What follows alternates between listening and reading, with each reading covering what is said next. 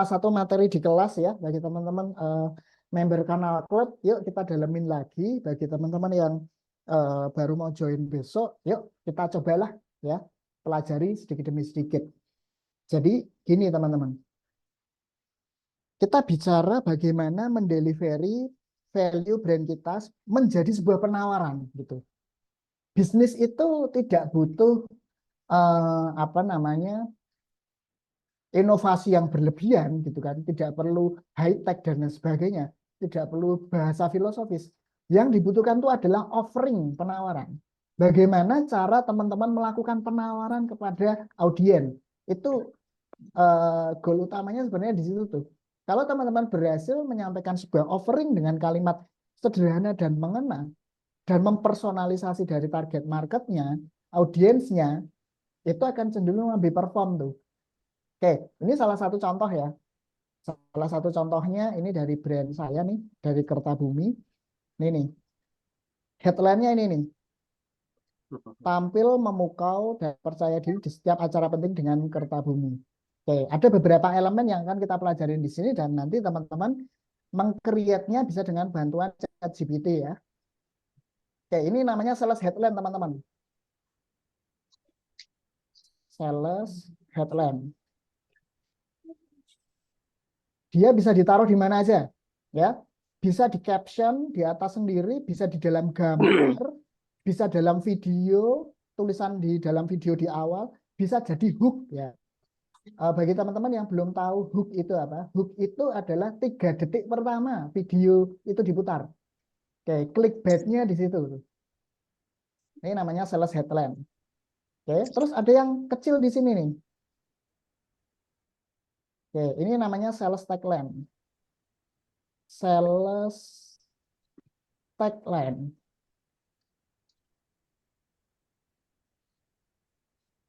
Nah, sales tagline.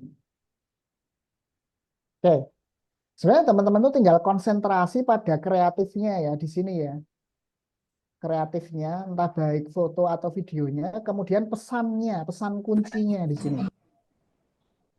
Oke, jadi jika teman-teman merasakan iklannya nggak powerful, pertama kali kontennya yang dilihat di sini nih, pesan kuncinya dapat nggak nih gitu kan? Pesan kuncinya dapat nggak nih? Dan kita harus melihat dari kacamata audiens nih. Netizen Indonesia itu rata-rata literasi membacanya rendah, itu satu.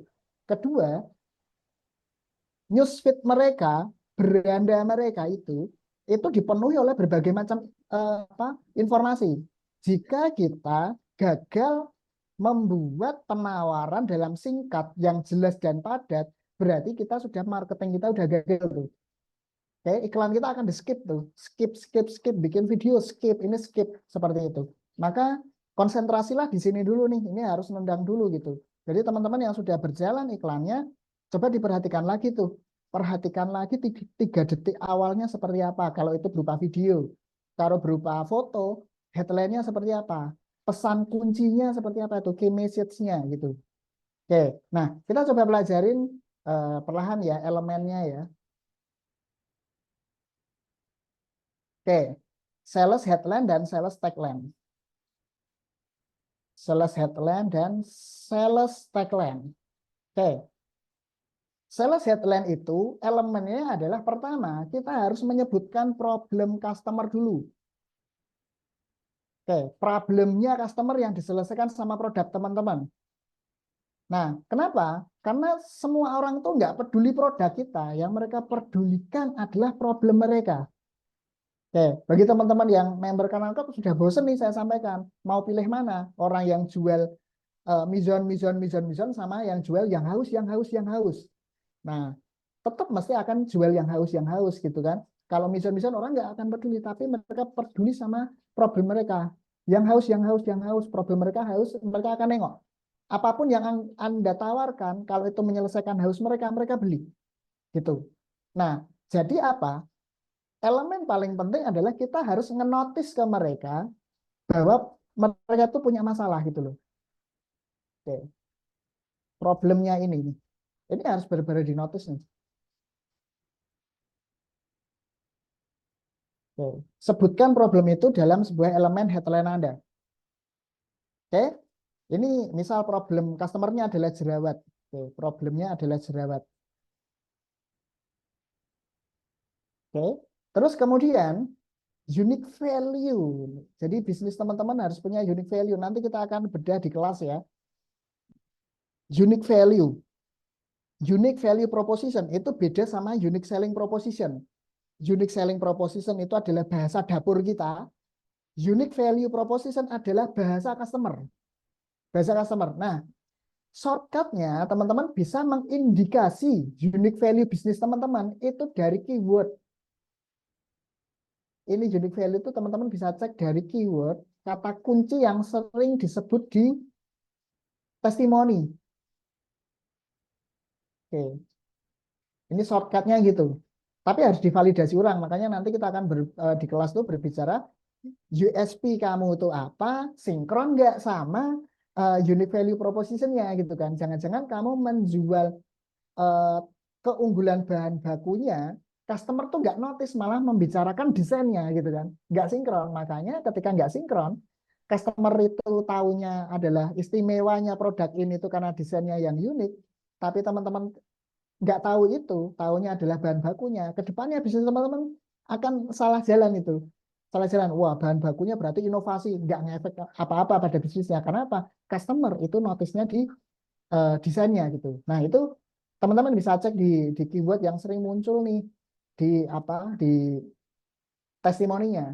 Nah pertanyaan gini, Mas, customer saya itu ngasih testimoninya itu terlalu general, Mas. Misalkan servisnya bagus, Google terus berarti penempatan di mana aja?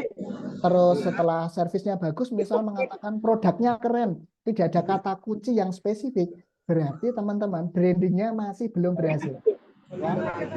Brandingnya masih belum berhasil, gitu. Oke, kurang lebihnya gitu. Oke, gambarannya gitu ya teman-teman ya. Gambarannya gini nih. Dari keywordnya ini teman-teman bisa cek lagi testimoninya dari customer itu ada nggak kata kunci yang menonjol yang itu unik. Unik itu maksudnya sangat spesifik dan berbeda dari brand-brand yang lainnya gitu. Ketika brand lainnya mengatakan produknya murah, murah, murah, murah, murah, murah, tempat teman-teman banyak testimoni mengatakan servisnya excellent, servisnya excellent. Nah, berarti penerimaan dari customer unique value-nya udah dapet tuh. Jika belum, berarti memang harus dikoreksi nih. Oke. Jika wah keywordnya susah dipecahkan. Nah, ini gimana Mas cara cara menentukan nih? Ini nggak bisa ditentukan teman-teman. Gitu. Unique value tuh ketemu ketika sudah kelihatan menonjol, dibuka aja langsung ketahuan gitu. Gambarannya seperti itu. Oke. Jadi harus diperbaikin lagi pola brandingnya teman-teman dari iklannya, eh, apa color identity-nya, terus pesan kuncinya dan lain sebagainya itu harus diperbaiki ulang supaya customer bisa benar-benar tidak hanya ngasih testimoni itu kayak formalitas doang gitu loh. Cuma mengatakan service bagus, paket cepat sampai. Nah, itu semua bisnis juga dikatakan seperti itu sama customer gitu loh. Jadi harus ada keyword kuncinya. Nah, contoh ya. Contohnya adalah di sini. Ini brand skincare yang pernah saya miliki dulu, itu salah satunya dia bisa menghentikan jerawat. Nah, customer itu unique value-nya mengatakan krimnya itu ringan dipakai gitu.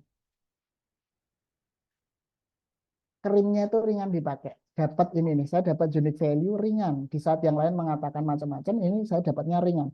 Jadi kami katakan gini, how to solve the problem, hentikan peternakan jerawat with unique value dengan lebih ringan. Gitu. Atau mungkin teman-teman mendapatkan yang lebih powerful tuh di keywordnya. Jerawatnya kempes dalam 2 hari. Nah, misal kayak gitu. Nah, ini bisa jadi unique value di antara yang lainnya kempesnya 3 hari, 4 hari, 5 hari, 7 hari. Ternyata di tempat teman-teman itu ada produk yang 2 hari sudah kempes. Nah, ini bisa diangkat jadi unique value nih. Hentikan peternakan jerawat hanya dalam 2 hari. Nah, CTR-nya langsung tinggi gitu. Oke, gambarannya gitu teman-teman ya. Terus submodality apa sih? Submodality itu adalah bahasa untuk mendramatisir. Ya, bahasa untuk mendramatisir. Oke, ini kata meledak ini kan mendramatisir. Teman-teman tidak perlu mempelajari lebih detail karena submodality itu kan sebenarnya ilmu dari NLP ya, Neuro Linguistic Programming itu sampai ke hypnoselling dan lain sebagainya. Cuman ini kalau dipelajarin bisa berbulan-bulan gitu. Nah, teman-teman nanti belajarnya pakai ChatGPT aja. Ya, nanti prompt-nya akan saya share. Oke, nah gini. Jadi how to solve the problem with unique value, terus ada elemen submodality. Ini untuk mendramatisir. Saya ulang lagi, mendramatisir. Kenapa harus didramatisir? Karena orang Indonesia, kompetitor teman-teman itu sukanya itu overclaim. Dah, ya kan? Banyak dari kita yang netizen itu kemakan janji-janji overclaim dari sebuah iklan. Itu yang membuat netizen di Indonesia itu ya, audiens di Indonesia, mungkin itu dulu sekitar tahun 2012 sampai 2018, orang yang bermain overclaim itu cuannya gede banget gitu. Cuannya gede banget gitu. Ya, adalah cerita banyak sampai dapat puluhan miliar dan lain sebagainya itu hanya dari iklan Facebook Ad overclaim gitu kan. Nah, berjalannya waktu sampai sekarang, audiens itu sudah semakin pinter nih. Audiens itu sudah semakin pintar memperhatikan iklan-iklan yang tersaji pada mereka. Sebuah iklan yang terlihat sangat bombastis, mereka akan melakukan validasi itu. Nah, Google itu merilis yang namanya ZMOT, Zero Moment of Truth. Momen di mana orang tuh mencari kebenaran, memvalidasi, cek ratingnya, cek reviewnya, YouTube-nya ada enggak, terus seberapa terkenal, lokasinya di mana, dan lain sebagainya. Mereka melakukan validasi. Nah, netizen sekarang ini lebih apa ya? Lebih pinter gitu. Makanya kita harus lebih bijak juga ketika beriklan. Tapi kita juga harus bertarung nih dengan pemain-pemain yang melakukan overclaim gitu kan. Bagaimana caranya kalau kita ikutan overclaim, brand kita hancur dong gitu kan. Promise kita nggak bisa terbukti dong. Nah, maka dari itu kita lakukan yang lebih bijak dengan cara mendramatisir ya. Mendramatisir pesan kunci kita. Oke, ini yang namanya sales headline. Oke, terus sales tagline apa? Sales tagline ini adalah janji kita. What do you promise to your customer? Apa janji Anda kepada konsumen? Oke, ini untuk menjawab FAQ ya. Pertanyaan keraguan customer yang sering ditanyakan kepada Anda gitu. FAQ. Oke, contoh misal gini nih. Ini how to solve the problem with unique value. Nah, kita coba lihat di sini. Oke. Problemnya customer itu adalah kepercayaan diri, gitu kan? Terus apa? Value-nya itu tampil memukau. Oke, nah terus sales tagline-nya nih dilihat nih. Jika barang beda dengan foto, 200% uang kembali. Kenapa? Karena di bisnis fashion banyak sekali customer yang nanyain barang, takut barangnya beda saat sampai, gitu kan. Itu permasalahan dari customer yang sering banget ditanyakan. Nah, itu harus dijawab dengan sales tagline supaya customer audien itu lebih mantap gitu loh. Nah, what do you promise to your customer gitu.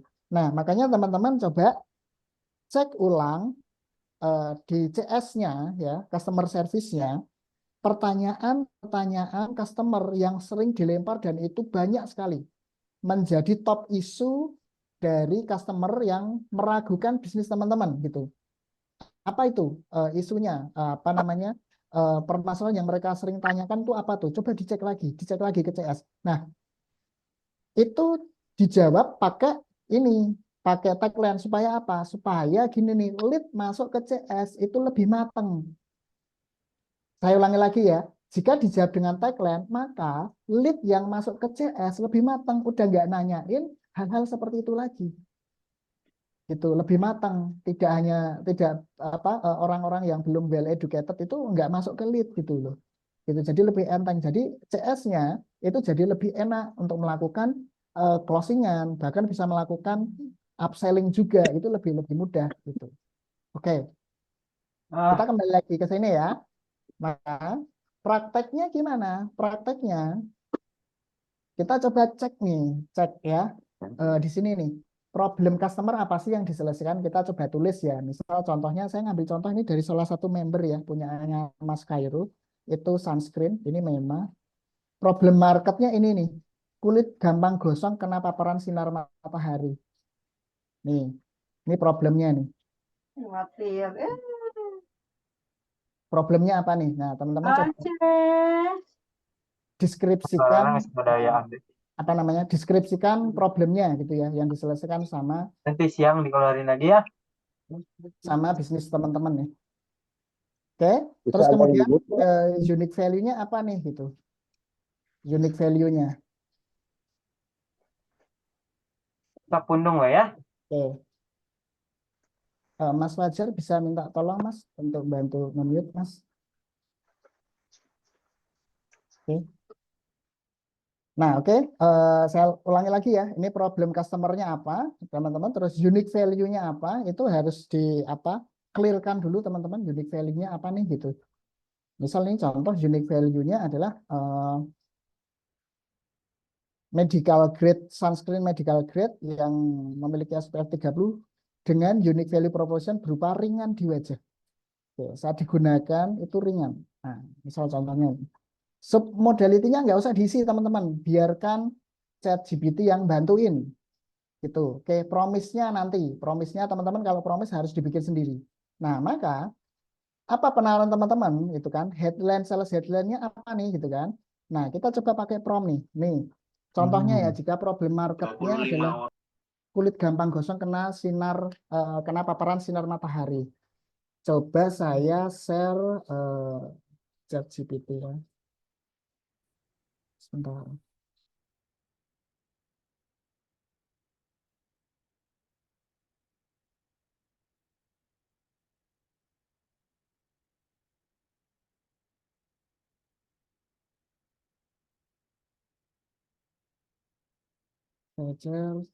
GPT. Oke. Oke. Ini contohnya nih. Problemnya kita sebutkan nih. Jika problem marketnya adalah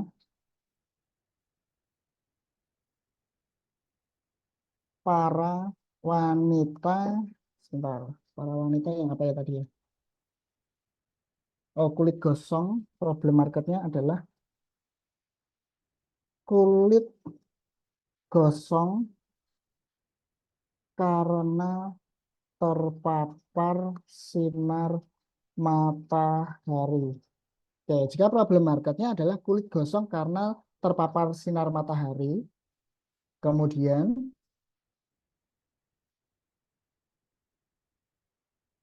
oke, yang memiliki problem tersebut adalah, jadi kita masukkan juga segmen marketnya ya yang punya problem tersebut adalah para wanita yang, bentar saya sambil buka tadi ya, para wanita cantik yang sudah repot pakai skincare.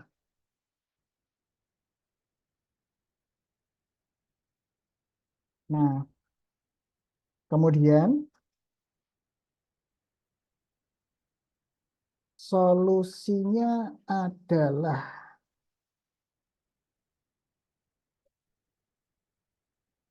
produk, saya sebut aja nama saya, Rifki Sunscreen dengan SPF 30 dengan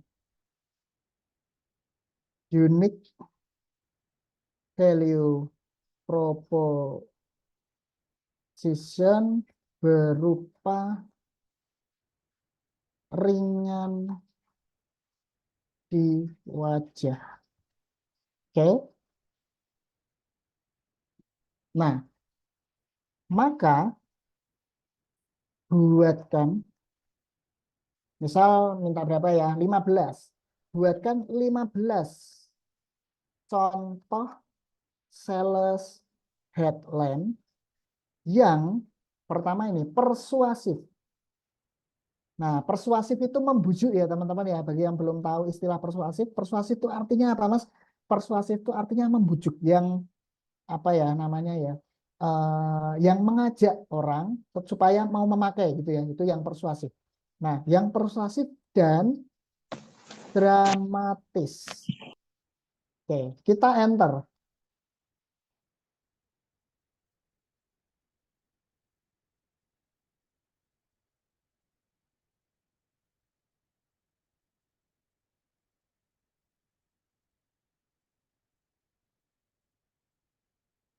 Oke, kita udah dapat 15 contoh ide ya untuk membuat sales headline. Kita lihat satu nih.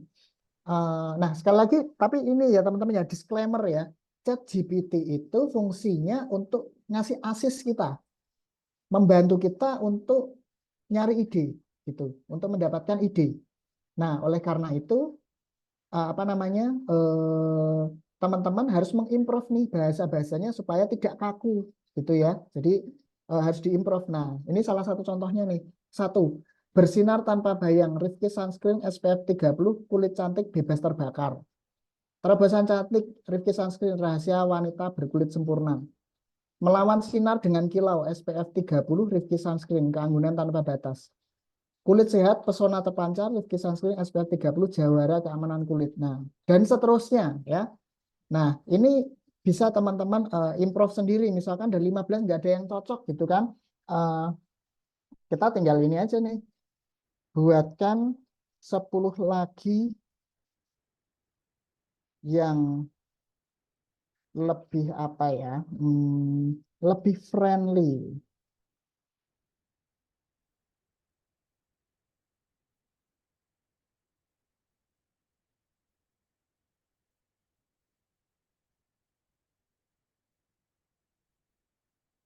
Oke, nih. Oke, teman-teman sudah punya gambaran ya. Jadi gunakan ChatGPT untuk apa namanya, eh, membantu teman-teman untuk mendapatkan ide. Dan ini bisa juga digunakan untuk hook iklan. Misalkan contohnya gini, eh, buatkan 10 versi untuk hook video pendek.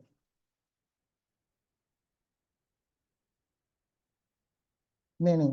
Nah, kalau untuk hook kayak gini nih. Nih contohnya nih. Siapa bilang kulit cantik harus repot? Ini rahasianya. Nah, udah kan. Nomor 2. Hai sahabat kulit cantik, siap-siap terpesona dengan kelembutan Rifki Sunscreen. Gitu. Nomor 3. Tinggalkan khawatir kulit terbakar. Ini dia solusinya. Apa kabar wanita cantik? Yuk temukan keajaiban SPF 30 bersama Rifki Sunscreen. Oke, ini untuk hook ya. Oke, kita kembali lagi ke tadi.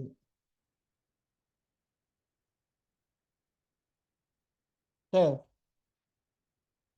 jadi sales headline-nya teman-teman sudah bisa menentukan nih. Sales headline-nya apa nih gitu kan. Oke, kemudian tagline-nya. Kalau tagline memang teman-teman harus bikin sendiri. Jangan pakai ChatGPT karena yang tahu bisnis teman-teman hanya teman-teman sendiri. Sales tagline itu istilahnya bahasa lainnya itu garansi.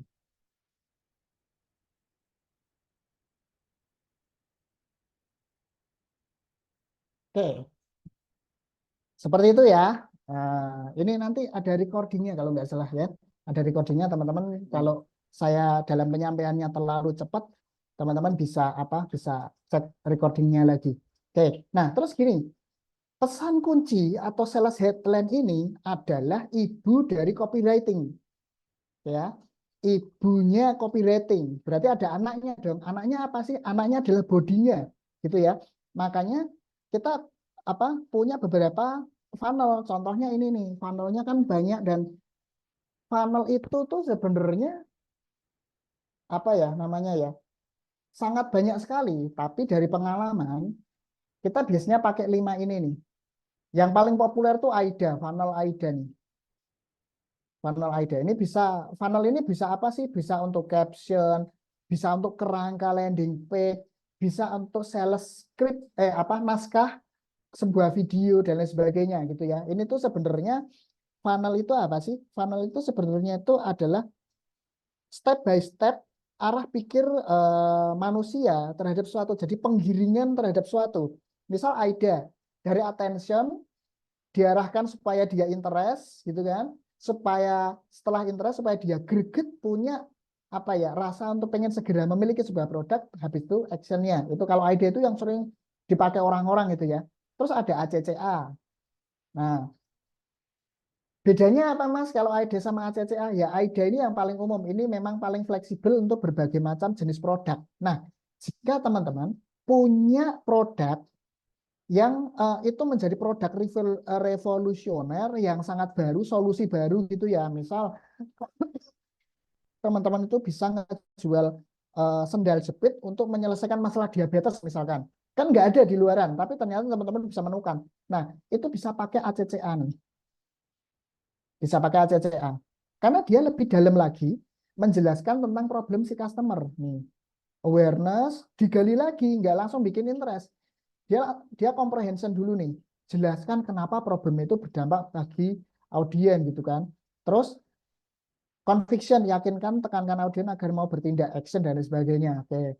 Nah, terus ada lagi apa namanya?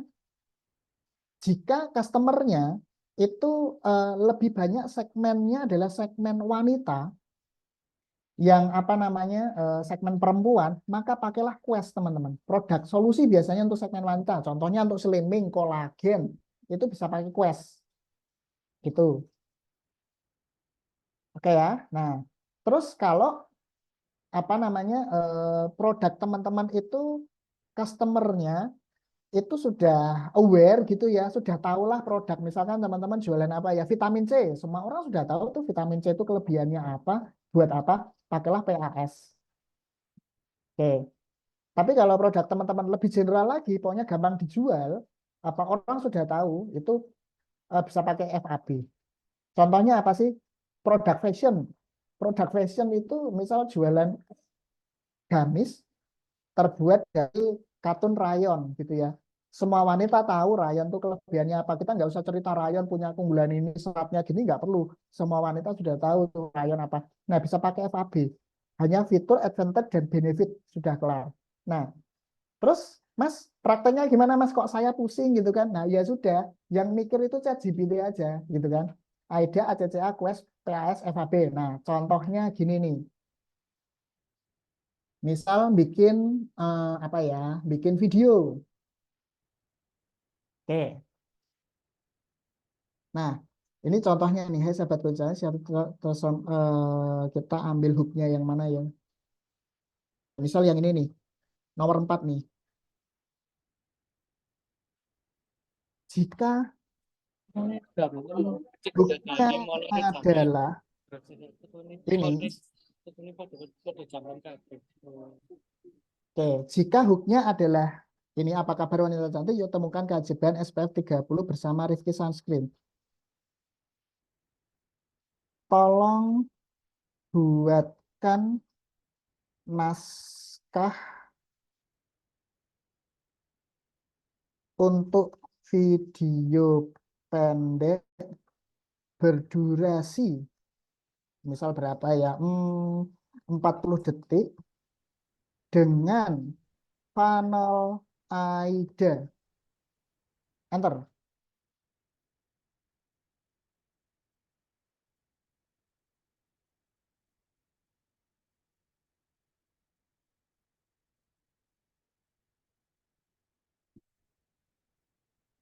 Oke, nih script apa sekalian adegan videonya sudah dapat nih. Pembukaan, suasana ceria, background musik yang menyenangkan, visualnya gambaran wanita cantik yang senyumnya bersinar.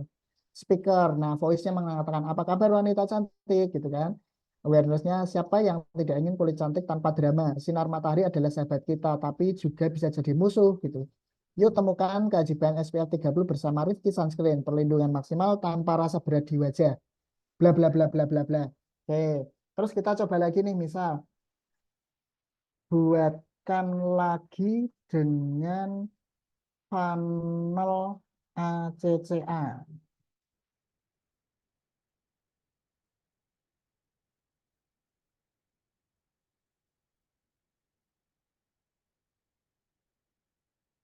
Oke, gampang ya teman-teman ya. Buatkan dengan funnel quest.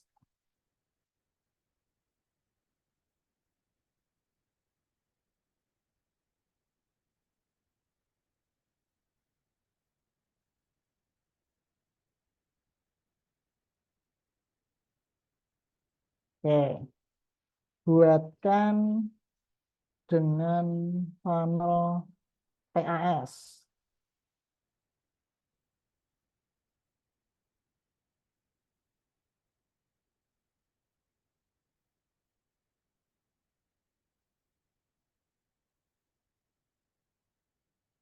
Oke, buatkan dengan funnel FAB.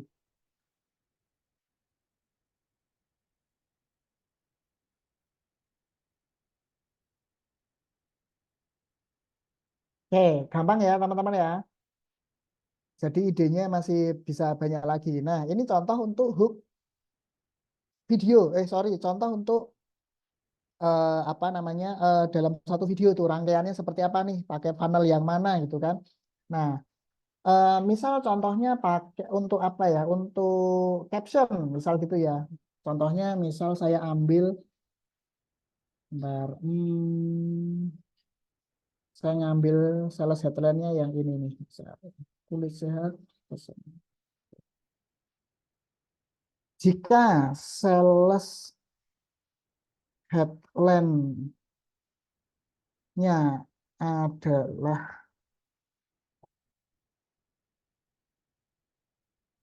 tolong buatkan copy writing pendek dengan funnel AIDA.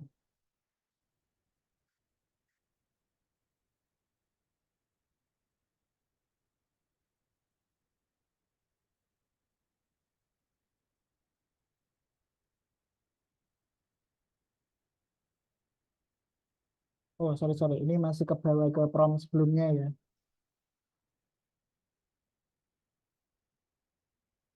Oke, saya coba perjelas lagi. Copywriting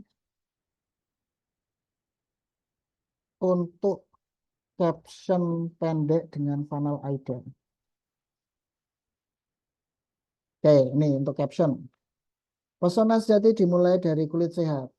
Jangan biarkan matahari menghalangi pesonamu. Bisa bayangkan kulit bersinar dengan keamanan maksimal dengan Rifki Sunscreen. Itu bukan lagi impian tapi kenyataan. Yuk temukan jawara keamanan kulitmu sekarang. Klik untuk miliki Rifki Sunscreen dan mulai perjalanan menuju kulit yang lebih sehat. Closing. Rifki Sunscreen, teman setia pesonamu.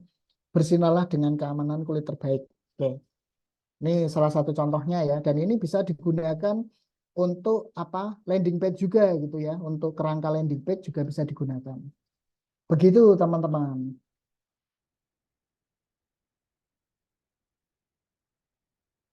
Oke, kira-kira nih, kira-kira ada yang ingin ditanyakan enggak nih teman-teman? Monggo silakan kalau ada yang ingin ditanyakan.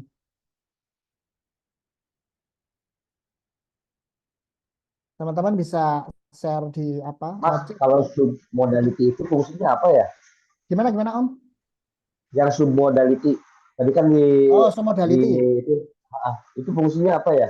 Fungsinya untuk mendramatisir Om. Jadi gini nih, submodality itu kan bahasa untuk mendramatisir. Ini aku ceritain ya. Biasanya itu dipakai oleh orang yang apa orator yang persuasif. Nah, submodality itu kan membaca pola komunikasi manusia. Ada orang yang tipenya lebih banyak visual. Gitu. Ada yang auditory, ada yang kinestetik. Nah, contohnya gini nih. Eh, coba teman-teman ingat kembali lagi tadi pagi sarapannya makan apa. Oke, kita langsung memorizing gitu kan. orang visual, kalau misalkan tadi pagi kita makan tempe, gitu kan, orang visual akan membayangkan gambarannya, bayangannya, visual. Kalau auditori itu yang diingat-ingat adalah suaranya, suara tempe pas dimasak atau diapain gitu kan. Kalau kinestetik itu rasanya. Nah, submodality itu adalah subnya ini modalitas ya, modality itu ini, visual, auditory, kinestetik. Oke, nah submodality adalah subnya. Orang visual itu berarti suka dengan bahasa yang cerah, bersinar, berkilau, bayangkan, keren, kusam, dan redup. Nah, teman-teman coba yang pernah mengikuti ESQ, hipnoterapi, pasti trainernya itu mengatakan gini, coba bayangkan, lihat, dengar, dan rasakan. Wes, gitu. Ini kalimat hipnotis nih. Coba bayangkan, lihat, dengar, dan rasakan. Itu menembak tiga tipe komunikasi. Visual, auditory, kinestetik gitu. Lihat, ya kan? Lihat, dengar, dan rasakan, gitu kan? Lihat visual, dengar auditory, kinestetik, rasakan. Nah, manusia itu berbagai macam tipe, makanya apa bahasa-bahasa ini sifatnya untuk mendramatisir gitu. Contohnya apa ya? Contohnya ini tadi nih. Peternakan jerawat yang meledak. Nah, meledak ini kan bahasa untuk mendramatisir. Padahal jerawat kan juga nggak meledak juga gitu kan. Tapi weird gitu, seakan-akan itu emosionnya itu meledak gitu. Nah, meledak itu kan apa? Bahasa dari kinestetik itu ledakan gitu. Gambarannya kayak gitu. Nah, semodel itu tuh gitu Om. Untuk mendramatisir Om gitu. Gambarannya kayak gitu untuk mendramatisir. Makanya di prompt ChatGPT tadi ada kata buatkan ya ini nih buatkan 10 contoh headline yang persuasif dan dramatis. Nah ini fungsinya untuk mendramatisir. Oke. Begitu Om Ivan. Siap. Siap. Oke. Siap. Ini terus ada pertanyaan dari apa Mac OS. ChatGPT-nya harus yang pro kah Om? Nggak harus gitu. Nggak harus yang pakai pro. Kenapa? Karena prom-prom yang kita pakai itu prom-prom old gitu. Semuanya yang lama, tidak perlu yang pembaruan yang terbaru gitu.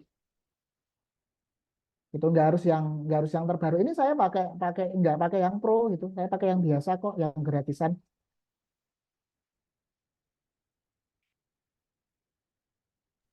Mas Rifki, Yes, yes. Gimana Om? tadi kan soal yang funnel copy, peruntukannya kan banyak ya. Misal yang kayak fashion itu kan di FAB ya, pakai FAB cocoknya gitu. Nah, kalau misal untuk hiasan dinding atau dekorasi dinding itu bagusnya apa ya cocoknya ya? Hiasan Funnel dinding ya. copy-nya. FAB Om, FAB bisa. FAB ya. Ya, karena dekoratif ya, dia tipenya visual. Orang udah itu FAB Om. Oke, Ya, siap. pendek-pendek aja. Kalau Siap. pakai quest kepanjangan orang males mau scroll milih koleksinya udah males duluan gitu. Iya, siap. Ya, ya. Oke, thank you, Mas. Siap, oke.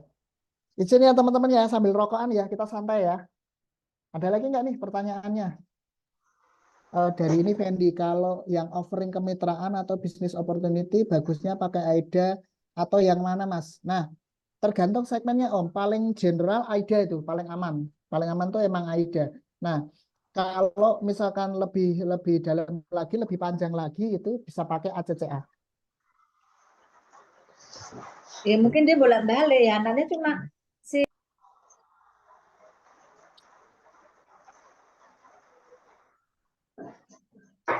Oke, ada lagi teman-teman yang mau ditanyakan? Silakan. Bertanya Mas, yang tadi bolak-balik siapa Mas?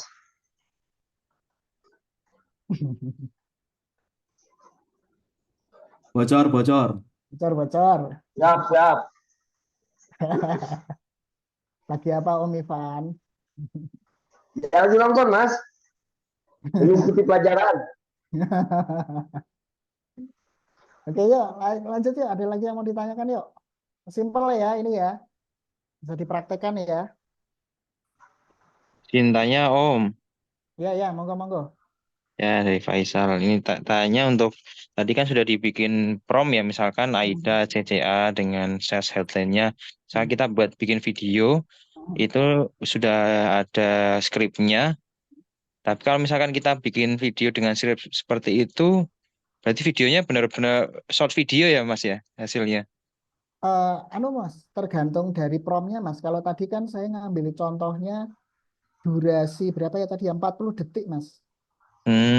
Durasi tergantung nanti di apa? Tergantung di promnya Mas. Durasi yang berapa gitu. Ya, siap. Bahkan bisa bikin adegan sampai durasi 10 menit kok Mas ChatGPT itu. Oh gitu. Iya, Iya, siap. Berarti bisa bikin video panjang juga ya Mas ya. Berarti ya. bisa. Oke. Oke, ada lagi nggak? Yuk, pertanyaannya. 2 pertanyaan lagi deh.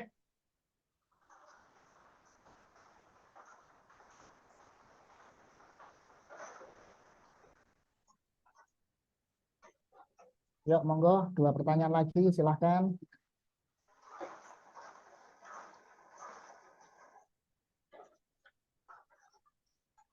Wes paham kabeh iki Mas, lanjut ae. Lanjut Mas, selanjutnya ketiduran Mas. Lanjutin Ya. Mas. Om Sofa wis tekan Cikarang, po. Pun landing jam 4 tadi. Alhamdulillah. Oke, ya wis itu ya. Materinya itu teman-teman coba dipraktekkan lagi dan didalemin lagi ya. Karena saya ulangi sekali lagi, saya tekankan sekali lagi bahwa keberhasilan kita menjual itu tergantung dari kalimat kunci pesan, kalimat pesan yang kalimat pesan sih, pesan kunci ya, pesan kunci yang kita sampaikan di depan gitu ya. Jadi kalau kita di situnya sudah gagal, ya kita bisa fail semuanya tuh. Salah satu contohnya ini nih. Oke, contohnya ini. Nih, ini analogi ya. Hook yang biasa aja, average hook, hook yang biasa-biasa aja, tapi kontennya bagus, hasilnya kayak gini. Oke, tapi kalau hooknya bagus, tapi kontennya average, biasa aja, nggak sebagus yang sebelah ini, malah lebih viral, gitu loh. Spreadingnya lebih oke. Nah, memang idealnya adalah hooknya bagus, kontennya juga bagus, memang bisa lebih kenceng gitu. Tapi juga nggak gampang, ya kan? Karena teman-teman juga ngejar volume, jumlah konten juga, makanya untuk meng-create seideal ini juga mungkin nggak gampang juga. Nah, setidaknya teman-teman mencoba yang tengah ini, hooknya bagus, kontennya biasa aja nggak apa-apa gitu loh. Itu kontennya isinya biasa-biasa aja itu nggak apa-apa. Yang penting hooknya bagus. Bagaimana kita menarik perhatian orang mau membaca gitu kan, mau ngelihat seluruh isinya itu tergantung dari hooknya. Oke. Oh, ada pertanyaan lagi. Mas bisa kasih lihat nggak hasil before after setelah menggunakan metode dari screenshot konten baik organik atau S-nya. Silakan juga KPI-nya Mas untuk brand awareness contohnya. Nanti di kelas aja ya Mas ya, kami bukain dashboard-nya gitu ya. Biar lebih enak nih. Oke. Average rata-rata untuk konten seperti ini ya, konten seperti ini kita cukup menjaga KPI, CTR link itu rata-rata kalau pakai yang hooknya bagus untuk produk non solusi ya, bukan produk herbal ya.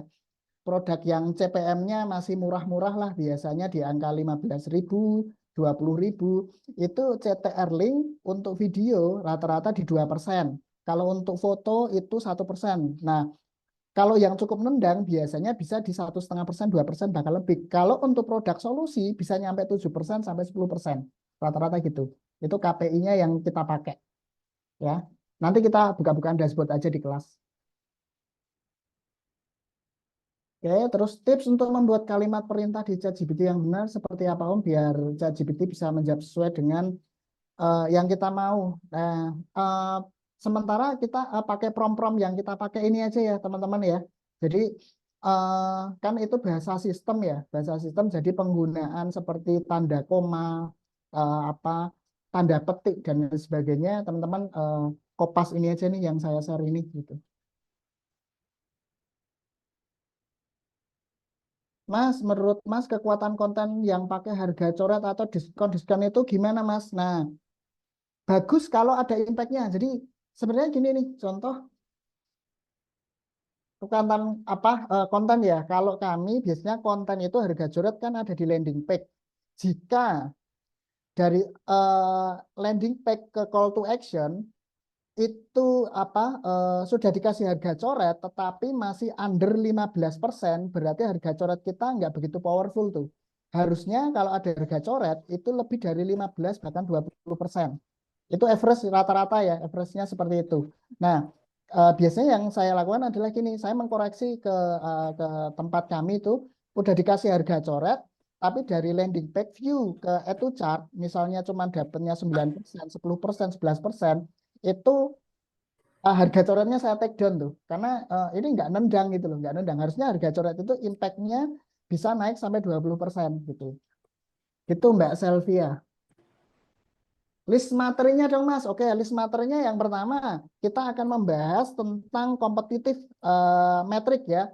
Jadi sebelum masuk membicarakan unique selling proposition, unique value proposition dan lain sebagainya, teman-teman itu kami ajak untuk melihat bisnis orang lain dulu, kompetitor kita, gitu kan. Jadi jangan tentukan unique selling proposition-nya jangan dulu. Kita harus lihat nih, ketika yang market leader-nya itu bermain misalkan di kualitas, yang challenger-nya di service, kita coba cari yang lainnya. Karena apa? Kalau kita tetap mengunggulkan di sana, itu berpotensi kita dibanding-bandingkan sama pemain besar. Oke? Ketika pemain besar ini brandingnya sudah meluas, banyak awareness-nya sudah bagus banget, ini akan impact ke kita. Makanya akan dibanding-bandingkan. Harga kita lebih murah pun belum tentu laku. Realitanya seperti itu. Nah, jadi itu yang materi pertama. Nanti kita akan menganalisa dulu nih, posisi teman-teman itu bisnisnya ada di titik mana? Ada di posisi seperti apa? Apakah market leader kah? Challenger kah? Follower kah? Atau niche atau newcomers gitu kan? Kalau newcomers sebagai brand baru masuk di sebuah area, di situ ada penguasanya, leader sama challenger, makanya kita harus menyisihkan, melihat gitu ya, irisan-irisan pasarnya seperti apa, supaya apa? Teman-teman itu dapat positioning yang lebih gampang, gitu ya. Kalau teman-teman head to head bareng sama leader dan challenger, efeknya apa? CPM-nya kalau di iklan biasanya tinggi banget. CPM-nya tinggi, terus biaya akuisisinya ke customer-nya juga tinggi juga, karena referensi dari customer itu sudah banyak gitu loh. Makanya harus melakukan repositioning dan lain sebagainya gitu. Itu gambarnya seperti itu. Itu di materi pertama akan seperti itu. Nah, setelah itu kita menghitung dari potensial market gitu ya, market size-nya, TAM, SAM dan SOM-nya. Total available market, terus serviceable available marketnya, kemudian SOM-nya seperti apa. Nanti kita belajar ngitung dulu. Sebenarnya teman-teman fighting, struggling di industri itu potensinya seberapa besar sih? Jangan-jangan berada di market yang memang besar, tapi pemain besarnya juga sangat banyak banget, dengan unique value proposition dari mereka itu sudah sangat rapat, sehingga kita kehabisan opsi nih gitu. Kehabisan opsi, produkku mau digimanain, sudah kehabisan opsi. Bisa nggak? Kalau sudah terlanjur bisa, maka di situ akan masuk ke strategi kompetisi. Itu kan strategi perang dagang. Bagaimana teman-teman menghasilkan konten-konten yang lebih menarik perhatian dibandingkan kompetitor. Konsentrasinya udah ke sana tuh. Gitu. Nah, cuman jika teman-teman sudah mendapatkan irisan yang itu tidak dimainkan oleh pemain lain, itu lebih enteng. Jadi biaya akuisisinya lebih rendah gitu kan, menghasilkan bisnis yang lebih enteng ketika digas, meskipun budget iklan kita masih sedikit, it's okay, itu masih memungkinkan, masih possible untuk naik. Nah, tujuan kita kan untuk mencari ini kotak-kotak ini gitu kan, gitu. Karena banyak juga dari member Kanal Club yang konsultasi. Nah, ketika kami cek riset, ternyata market leadernya besar, gebyuran budget iklannya besar. Nah, kami mending langsung tanya nih, memang budget iklannya berapa? Kalau budget iklan sekian, udahlah repositioning aja, repot banget. Head to head sama mereka akan sangat berat. Nah, seperti itu. Kadang-kala kita share seperti itu. Nah, setelah itu ditentukan, habis itu lihat nih pertanyaan fundamental dari bisnisnya. Who is the problem you are trying to solve? Gitu kan? Terus who is the problem? Segmen marketnya seperti apa? Kita pelajarin lebih dalam lagi nih. Sebenarnya selama ini segmen market kita sudah sesuai belum nih sama real realita dari customer atau user yang benar-benar beli di tempat kita, yang potensial tuh. Nah, bagi teman-teman yang sudah pakai dashboard iklan, dicek di ads reportingnya. Selama ini retargeting, targeting audiennya seperti ini, relate nggak sama yang user-user ini masuk gitu kan. Makanya harus masuk dioptimasi lagi gitu. Harus dioptimasi lagi, dicek lagi. Kita cek nih customer potensial kita seperti apa supaya teman-teman semakin lebih dalam, lebih tajam lagi menyajikan produk teman-teman yang sesuai dengan target market. Contohnya gini nih, kayak di tempat kami di Kertabumi. Dulunya target market kami ketika tahun 2012 sampai 2017, segmen kami di usia 25 sampai 35 tahun, segmen anak muda dengan style-style kami banyak celana lengan pendek dengan desain yang lebih minimalis. Nah, berjalannya waktu 2019 sampai COVID kemarin ada shifting. Ternyata user kami itu banyak masuk di usia 40 tahun ke atas. Gitu, usia-usia pria-pria yang mature. Akhirnya ketika kami tahu seperti itu, kami sedikit memoles produk kami itu terlihat lebih dewasa lagi gitu. Tuh, gambarannya seperti itu. Itu juga dilakukan terus-menerus, teman-teman.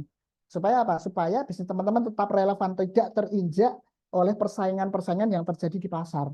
Gitu. Nah, setelah itu, sudah tahu customer-nya seperti apa, baru ditentukan unique selling proposition-nya yang available seperti apa, gitu kan.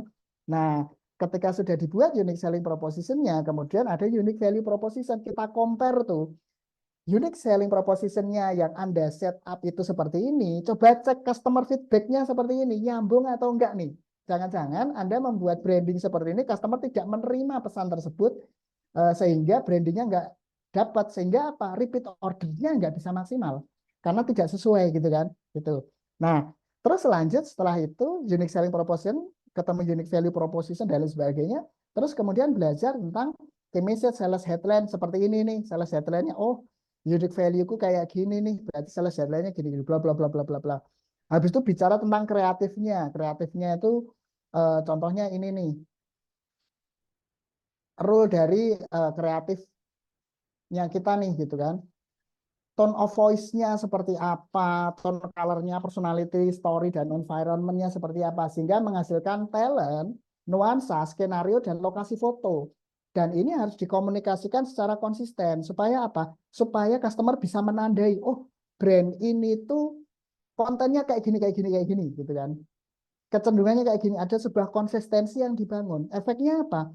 Untuk jangka panjang, teman-teman akan merasakan biaya akuisisi yang semakin turun, semakin murah gitu. Gambarannya seperti itu. Jadi kalau kita bermainnya brand, tetapi kreatif kita sering berubah-ubah, nah kita akan seperti orang bermain hit and run. Karena apa? Audiens tidak bisa mengidentifikasi ini tuh brand apa gitu kan. Gitu. Jadi dari kreatifnya seperti itu. Habis itu setelah kreatif kita bicara sampai dengan membangun struktur kampanye sampai dengan retargeting, karena di situ ada skema Z-Mod, Zero Moment of Truth. Bagaimana kita membangun trust audiens dengan konten-konten retargeting, karena tidak semua audiens itu membutuhkan sodoran produk terus-menerus, mereka bosan. Kita harus tahu nih, ketika orang sudah dapat produk ini, dia itu pola pikirnya kayak gimana, kita harus nyajiin sesuatu konten seperti apa gitu kan, supaya nggak lepas kemana-mana. Kenapa? Karena biasanya orang akan searching, tanya-tanya ratingnya dan sebagainya, tapi searching di Google jatuhnya malah larinya ke toko sebelah, ke brand sebelah. Gitu teman-teman ya. Jadi memang harus diikat ketika sudah dapat kontennya, terus kemudian di retargeting, konten retargetingnya seperti apa. Nah nanti dengan skema Z-Mod-nya itu. Gitu. Setelah Z-Mod, customer sudah terakuisisi, maka kita harus membuat skema CRM yang tepat dengan 4 level klasifikasi customer gitu kan. Dari satisfied, loyal, engage, sampai dengan advocate gitu. Nah itu semuanya harus diidentifikasi nih. Kita nggak bisa nih customer loyal dengan customer puas itu nggak bisa nih dengan pesan pelayanan yang sama. Kita harus menyajikan yang berbeda-beda. Nah itu nanti kita bahas tuh. Bagaimana kita menciptakan repeat order dari customer personal hingga mengakuisisi circle-nya customer gitu kan. Bapaknya, ibunya, itu siapanya, itu caranya gimana, di level mana kita melakukan campaign seperti itu. Gitu. Nah, setelah masuk ke sana, CRM nanti menghitung juga nih customer lifetime value-nya seperti apa. Terus, oh ternyata nih kita ketika mengakuisisi customer, potensi yang bisa dicetak dalam 1 tahun nilai satu customer-nya itu berapa. Gitu. Sehingga kita nggak ngos-ngosan ngiklan terus. Dan ngiklan tetap akan berjalan. Cuman harus menghasilkan istilahnya vertical revenue. Jadi bisnis itu ada horizontal revenue sama vertical revenue. Vertikalnya seperti apa? Kalau kita sibuk horizontal, vertikalnya nggak kebangun, ya sudah. bisnis kita nggak akan sustain tuh karena repeat ordernya nggak bagus gitu. Oke, nah setelah itu apa? Nah, belajar tentang forecasting. Kenapa? Mesti ada pertanyaan nih, Mas, bagusnya ngiklan di mana gitu kan? TikTok kah gitu kan?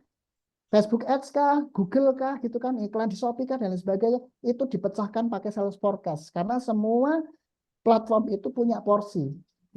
Kita punya primary platform, secondary platform, tertiary platform, kapan aja itu digas, itu nanti kita bicarakan di forecasting gitu. Nah, setelah forecasting selesai, forecasting itu menghasilkan sales and operation plan, ya kan?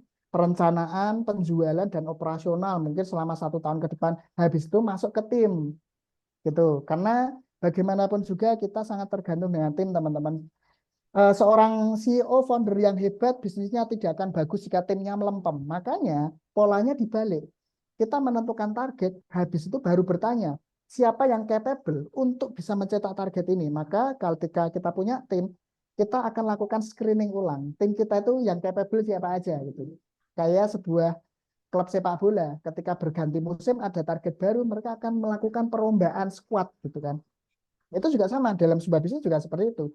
Yang bisa dinaikkan kapasitasnya kita naikkan, kita bantu dan sebagainya. Dan di situ juga ada beberapa line management, ada yang line vision, terus manajerial, technical, leadership sampai ke technical eksekusi gitu. Nah, mana aja, makanya di situ ada skema juga nanti teman-teman juga harus menyekolahkan timnya juga. Timnya yang berada di technical harus seperti ini, manajerial harus seperti ini, supaya kapabilitasnya naik gitu.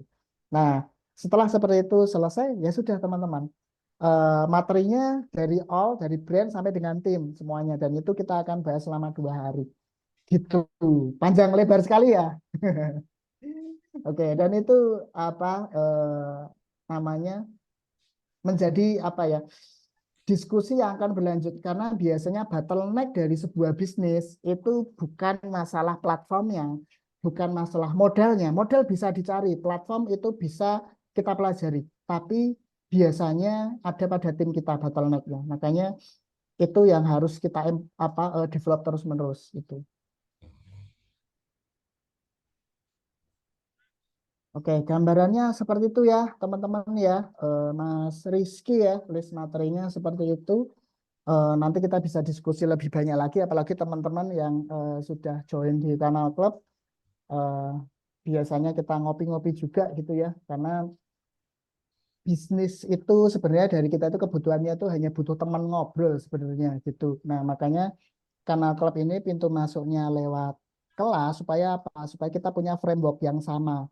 Sudah memahami framework yang sama, ketika kita ngopi, jelasin. Kalau kita frameworknya beda, kita baru diskusin ngomongin tam samsom roaming nantinya. Kita ngomongin sales headline roaming, ngomongin unique value roaming. Makanya kita masuknya dari kelas dulu, habis itu kita start untuk apa namanya teman-teman ini mau dibantu seperti apa gitu kan. Itu gambarannya kayak gitu. Ya memang bisnis itu nggak mudah, semuanya nggak mudah.